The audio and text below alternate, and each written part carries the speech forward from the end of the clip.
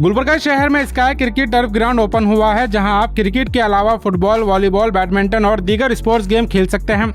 Sky cricket turf ground Hagarga village Sangam petrol pump के करीब open हुआ है।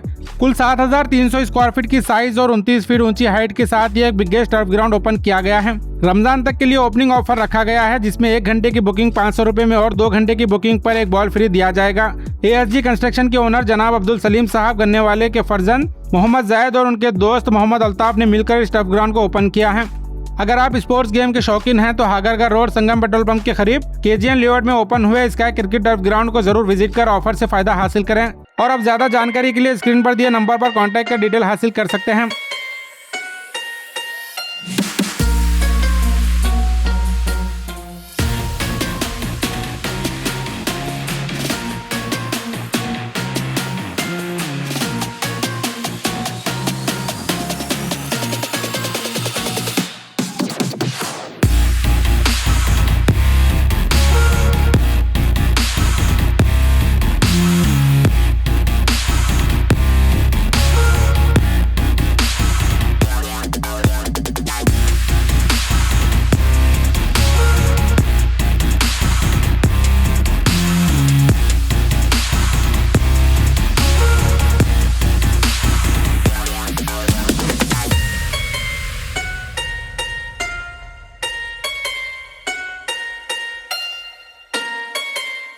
अपना एक नया टर्फ ओपन हुआ है, स्काई क्रिकेट टर्फ।